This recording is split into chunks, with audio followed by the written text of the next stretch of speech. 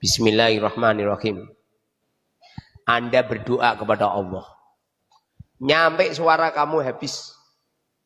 Kalau perlu lidah kamu nyampe lepas dari mulut.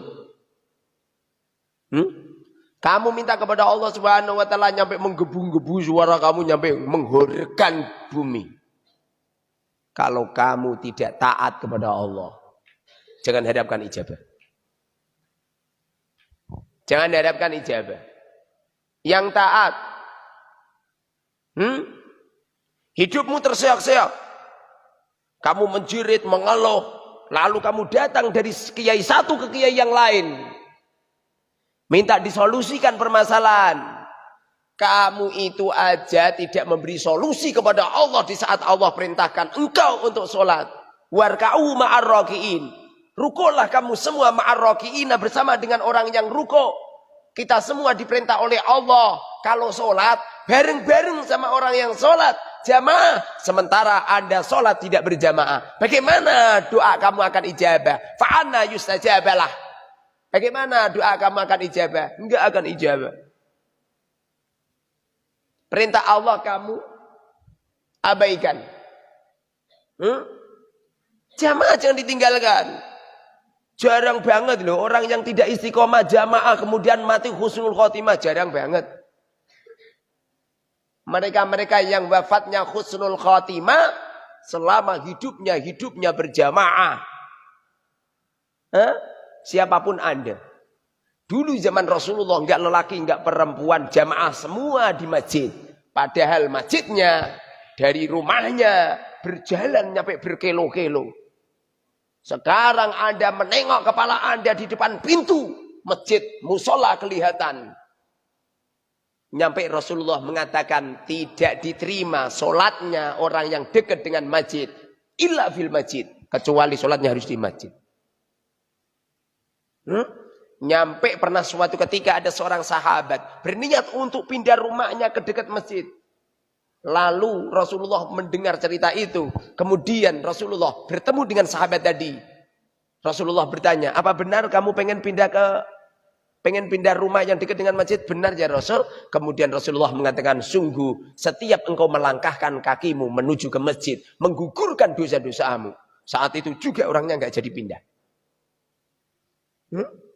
Orang itu kalau potongan ahli jamaah, walaupun tempatnya di tempat yang jauh tetap ahli jamaah. Sampai yang masih jadi santri nggak jamaah. Jangan harapkan kamu sedang menabuh gendang perang sama Allah Subhanahu wa taala. Dalil sudah terlalu banyak dalil, hadis sudah terlalu banyak hadis. Mau itu hasanah sudah terlalu banyak. Harus dieksekusi dengan sebuah pengamalan. Bukankah Allah mengatakan wa may yattaqillaha yaj'al lahu makhraja? Selama kita ini nurut sama Allah, ngikuti program-program Allah, yaj'al lahu makhraja. Semuanya dimudahkan, enggak ada yang sulit. Kenapa hidup kamu sulit? Kenapa kamu masih mengeluh? Kenapa kamu masih berontak? Jawabannya cuma satu, kamu sedang menabuh gendang perang sama Allah Subhanahu wa taala, tidak mengikuti program Allah. Siapa yang menjadikan siang kemudian menjadi malam? Bukankah itu adalah Allah? Ayo ndang, kumpulkan manusia-manusia itu untuk memberhentikan matahari berhenti tidak jadi malam. Siapa? Bisa enggak? Enggak ada, enggak akan ada bisa. Setelah malam nanti akan ada siang. Siapa yang mampu memberhentikan malam ini? Kemudian selama-lamanya malam, tidak bisa. Semuanya ini adalah kehendak Allah Subhanahu wa taala. Kalau ini adalah kehendak Allah Subhanahu wa taala, dinikmati apa yang terjadi. Kamu buta, nikmati kebutaan kamu, jangan pernah kau berontak. Mereka-mereka yang berontak dengan butanya, kemudian mereka dibukakan oleh Allah matanya, pasti dia lacut. Barang siapa yang ditakdirkan oleh Allah dalam keadaan fakir, kemudian dia tidak menikmati kefakirannya, tidak merasakan lezat di saat mereka fakir, kemudian orang ini dikayakan, pasti dia lacut. Dia akan dolim di saat mereka itu kaya. Barang siapa yang di saat fakir dia tidak bisa dermawan. Di saat kamu kere nggak bisa dermawan. Nanti kalau kamu kaya toh pasti saya nemen. Pasti itu jadi seperti itu. Kebaikan itu sejak dini kan. Kebaikan itu sejak mulai sekarang. Kamu menunggu kebaikan kamu menunggu kesolihan kamu. Nanti kalau sudah dewasa, sampai kapanpun tidak akan terjadi. Orang salih, orang salihah akan terjadi sejak saat ini. Walaupun dia masih kecil, sudah kelihatan kebaikannya. Kalau masih kecil, sudah kelihatan dolimnya, kelihatan menyakitin orang lain. Pasti nanti kalau besar, pasti jadi koruptor itu orang. Temennya tidur di loreng torek, temennya tidur disalahin. Itu kemarin ada santri salah, santri gitu loh. Sandalnya temen itu loh, sampai pedot. Naudzubillah. Temannya beli sandal baru itu loh, dibuang di sampah. Dengerin itu. Potonganmu besok ada jadi kiai, jadi perampok kowe. Dengerin, jadi pejabat lo koruptor. Dengerin ini. Jangan diperbaiki sejak dini, sejak sekarang. Jangan menunggu besok. Semestinya di pondok pesantren ini kita hidup di tengah-tengah orang-orang salihah. Semestinya kita hidup di tengah-tengah pondok ini semuanya baik, semuanya berakhlak mulia. Di pondok malah santri-santri ini kayak gento kabeh. Paham kan? Dengerin ini, semuanya solih, semuanya akhlaknya luar biasa. Yang satu dan yang lain saling mengalah, yang satu dan yang lain saling memikirkan, memberikan yang terbaik. Kalau perlu calon-calon suami ini memikirkan calon-calon istrimu, paham? Dapat kiriman uang titipkan santri putri, paham? Tak jamin entek duitmu, paham? Orang itu khianatnya naudzubillah, dititipin omongan ditambah-tambahi. Ya enggak? Dititipin uang malah dikurangi. Dititipin istri malah diincipi. Naudzubillah. Istrinya dititipin tetangganya, ditinggal ke Jakarta. Ditinggal ke Jakarta 1 tahun, hamil 4 bulan. Naudzubillah. Semoga saja kita ini semakin baik. Allahumma. Semakin solih. Allahumma. Semakin dermawan. Allahumma. Memaafkan semua kesalahan teman. Allahumma. Membebaskan hutang-hutang teman. Allahumma. Apabila ada teman yang hutang tidak menariknya. Allahumma.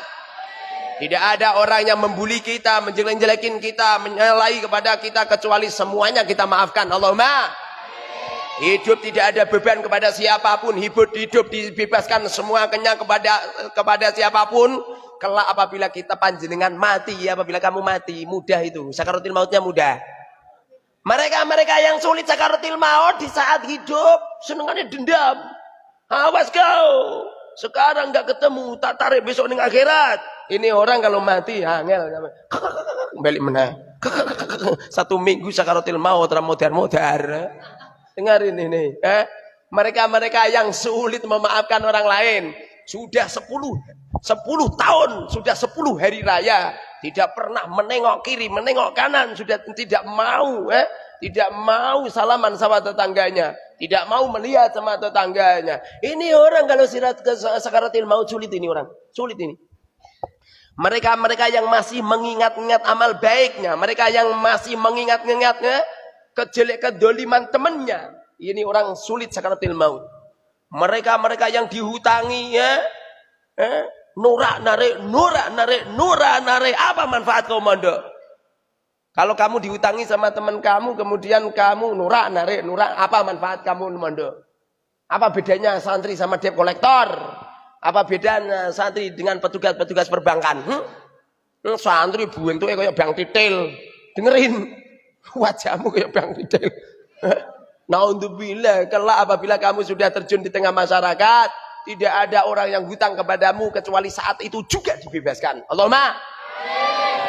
Kalau perlu kelak apabila kamu sudah ada di padang mahsyar, di saat amal-amalmu dihisab sama Allah Subhanahu wa taala, lalu kau mengatakan kepada Allah, "Ya Rabb, semua orang yang pernah berbuat dolim kepada kami, yang pernah hutang kepada kami, semuanya saya bebaskan ya Rabb." Subhanallah, orang semacam ini orang yang diselamatkan oleh Allah. Orang-orang semacam ini yang pandangannya adalah pandangan rahmah. Man rahima ruhima. Barang siapa yang kasih sayangnya luar biasa kepada manusia, maka mereka akan dikasihi oleh Allah Subhanahu wa taala. Mereka adalah yang tidak pernah melihat kepada siapapun kecuali penuh dengan kasih sayang. Dibantu, paham? Silaturahim ke tempat temen. Kamu punya kulkas, enggak punya? Udah, ini ada uang 5 juta beli kulkas. Allahumma amin. Main ke tempat Kang Sobi. Kang Sobi punya mobil, enggak punya? Udah, ini mobil saya. Udah, saya tinggal semua. Ini yang di dalam itu ada istri saya yang kelima. Udah, untuk kamu sekalian. Istri kelima. Berikan semua. Jebul-jebul janda anaknya 7 ya. Berikan semua. Silaturahim ke rumah teman silaturahim ke rumah teman. Kamu udah punya rumah? Belum. Masih awar mertua. Udah. Ini ada uang 500 juta. Udah, beli tanah buat rumah. Nanti kalau ada sisa belikan mobil untuk istrimu gitu. Gitu Kang, dengerin. Santri itu seperti itu. Santri naudzubillah kau. Makanya jangan mondok di pondok pesantren yang kiainya, pengurusnya, bendaranya buahil. Paham? Kalau perlu pindah. Kalau kamu mondok di Al Mubarak, telat iuran diturak tarik sama bendara, pindah, nggak usah mondok di sini. Nggak usah mondok di sini. Kalau kiainya buahil, kiainya toplesnya hilang, mureng-mureng. Toples di dalam hilang, mureng-mureng. Nggak usah dipondoki, paham? Gitu Kang. Dengerin itu, dengerin. Jangan mondok di pondok pesantren yang kiainya, pengurusnya, bendaranya bakhil. Dulu anak saya pernah saya pondokkan. Telat 1 bulan disurati saya. Langsung tak boyong ke KB. Bahaya Kang. Dengerin bahaya. Bahaya. Ilmunya sulit barokah. Kenapa seperti itu? Karena mengambil ilmunya seorang kiai yang bakhil. Ada santri melanggar peraturan. Seringkali melanggar peraturan. Kenapa enggak saya boyongkan? Jawabannya cuma satu. Orang tuanya lomo. Percaya enggak? Ya. Tapi ada santri melanggar peraturan baru sekali. Pacaran lagi sekali langsung tak boyongkan. Kenapa seperti itu? Bakhil. Paham? Paham? Ustaz, kenapa orang ini sudah melanggar berkali-kali enggak panjangan boyongkan? Jawabannya cuma satu. Asy-syaqi qaribun minan nas. Orang itu kalau dermawan dekat dengan manusia. Qaribun minallah. Paham? Ustaz, kenapa ini ada santri melanggar peraturan berkali-kali enggak diboyong-boyongkan? Jawabannya cuma satu. Dia adalah santri dan wali santri yang dermawan. Paham? Kalau ayah kamu medit, kamu melanggar 1 kali. 1 kali saja langsung boyong kamu. Percaya enggak? Tapi kalau ayah ibumu dermawan, setiap bulan transferi saya 100 juta. Langsung pikir. Melanggar peraturan. Walaupun melanggar peraturan 99 kali ora boyong ya. Percaya enggak? Makanya kalau kamu pengen di sini melanggar peraturan berkali-kali pacaran berkali-kali, nyampe cewek meteng ping 8 ya. Kalau pengen aman dari pengusiran, caranya yang lomo Tapi konon cerita kalau ada wali santri yang dermawan, pasti anak-anaknya dijaga oleh Allah Subhanahu wa taala dari melanggar peraturan. Saya belum pernah di pondok ini rata-rata sing dablek-dablek gitu. Santri yang melanggar peraturan sing keterlaluan, itu orang tuanya bakhil. Tapi sing jarang melanggar peraturan, itu orang tuanya lomo-lomo. Seperti Sobib. Masya Allah.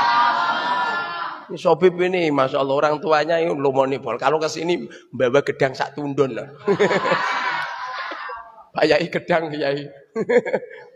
Niki napa Bu? Niki gedang kangge urunane putra kula Sobib.